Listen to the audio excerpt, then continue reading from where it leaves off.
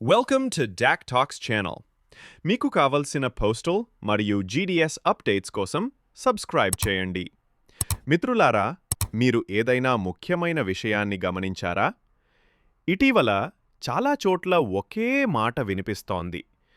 Day end ముందుగానే పూర్తి చెయ్యండి. డే ఎండ్ ముందుగానే చెయ్యండి.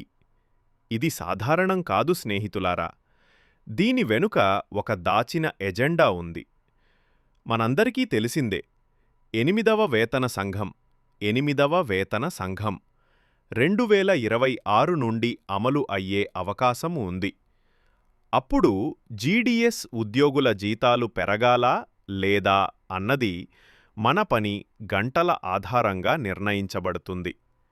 కానీ ఇప్పుడు డే ఎండ్ ముందుగానే చెయ్యమని ఒత్తిడి పెడుతున్న కారణం ఏమిటంటే, మనం 2 గంటలకు ముందే డే ఎండ్ చేస్తే మన పని గంటలు చాలా తక్కువగా కనిపిస్తాయి.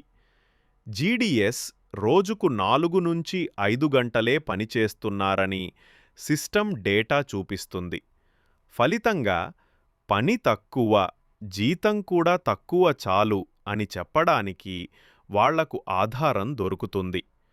అంటే స్నేహితులారా, ఇది ఒక స్ట్రాటజీ.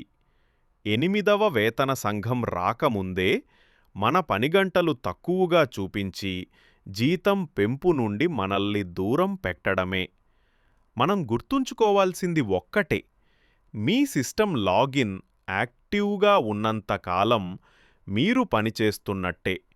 కానీ డే ఎండును బలవంతంగా ముందే పూర్తి చెయ్యమని చెబితే ఆ డేటా మనకు మారుతుంది. కాబట్టి మిత్రులారా, జాగ్రత్తగా ఉండండి. ఈ మార్పులు వెనుక ఉన్న నిజాన్ని అర్థం చేసుకోండి. మన హక్కులు, మన జీతం కోసం మనమే అవగాహన కలిగి ఉండాలి. ఈ సమాచారం మీకు ఉపయోగకరంగా అనిపిస్తే వీడియోను లైక్ చేయండి, షేర్ చేయండి. మరిన్ని పోస్టల్ అండ్ జీడీఎస్ అప్డేట్స్ కోసం మా ఛానల్ సబ్స్క్రైబ్ చేయడం మర్చిపోవద్దు.